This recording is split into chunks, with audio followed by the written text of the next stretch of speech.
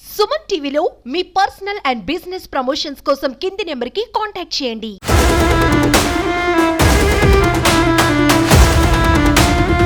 సైనైడ్తో క్షణాల్లో హత్య చేయడం వీరికి వెన్నతో పెట్టిన విద్య. వీళ్ళకి అప్పిచ్చారా? అయితే మీరు డేంజర్ జోన్లో ఉన్నట్టే.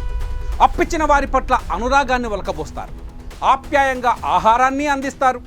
ఆ ఆప్యాయత అనురాగం వెనుక ఓ కుతంత్రం ఉంటుంది.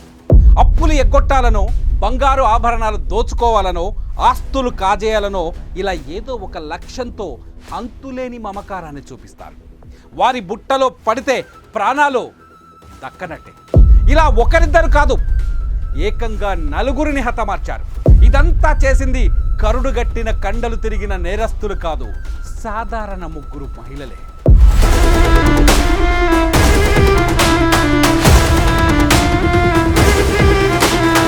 గుంటూరు జిల్లాలో సైనైడ్ కిల్లర్స్ వ్యవహారం సంచలనంగా మారింది.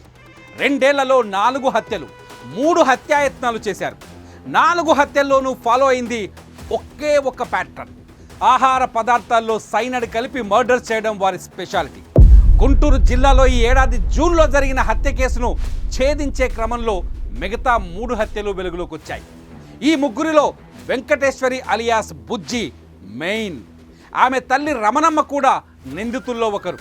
వారిద్దరికీ తోడు రజని అనే మహిళ కూడా ఉంది. ఇలా వీరు ముగ్గురు కలిసి 2022 నుంచి నేరాలు చేస్తూనే వస్తున్నారు. సైనైడ్తో చంపేస్తున్నారు. సైనైడ్ కలిపిన పదార్థం తీసుకోవడం వల్ల గుండె ఆగిపోతుంది. దాంతో అందరూ హార్ట్ అటాక్ అనుకొని కేసులు కూడా పెట్టడం లేదు. కానీ మొన్న జూన్లో ఓ మహిళను చంపారు. మృతురాలి కొడుకు కేసు పెట్టడంతో పోలీసు విచారణ చేపట్టారు. దాంతో అస్సలు నిజాలు వెలుగులోకి వచ్చాయి.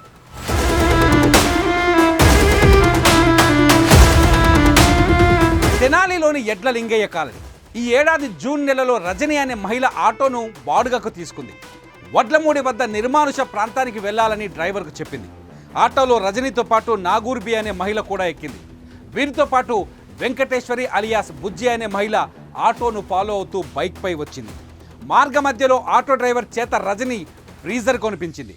రజని, నాగూర్బి, వెంకటేశ్వరి వడ్లమూడి సమీపంలోని నిర్మానుష ప్రాంతానికి చేరుకున్నారు.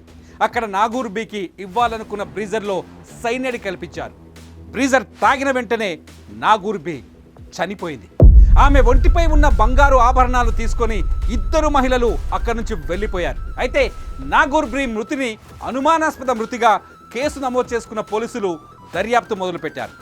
ఆటో డ్రైవర్ను విచారించగా రజని అనే మహిళ ఆటోలో వచ్చినట్టు డ్రైవర్ చెప్పాడు. దీంతో రజనిని అదుపులోకి తీసుకొని తమదైన శైలిలో విచారించగా సంచలన విషయాలు వెలుగులోకి వచ్చాయి. బంగారు ఆభరణాల కోసం నాగూర్బికి సైనైడ్ కలిపిన బ్రీజర్ తాగించినట్లు ఆ 2 మహిళలు ఒప్పుకున్నారు. దీంతో కథ పట్టబయలేంది. ఇలా తవ్వే కొద్ది వీరి నేర చరిత్ర భయంకరమైన నిజాలు బయటకు వచ్చాయి. 2022లో మార్కాపురంకు చెందిన సుబ్బలక్ష్మిని ఆమె ఆస్తి డబ్బులు, బంగారు ఆభరణాల కోసం ఇదే తరహాలో మద్యంలో సైనైడ్ కలిపి చంపారు. ఆ తర్వాత 2023లో నాగమ్మ అనే మహిళను థమ్సప్లో సైనైడ్ కలిపి హతమార్చారు. ఆమె వద్ద తీసుకున్న 20,000 రూపాయల అప్పు ఎగ్గొట్టేందుకే ఈ హత్య చేశారు. తెనాలికి చెందిన పీసు అలియాస్ మోషే అనే వ్యక్తి తరచూ భార్యను వేధిస్తున్నాడు.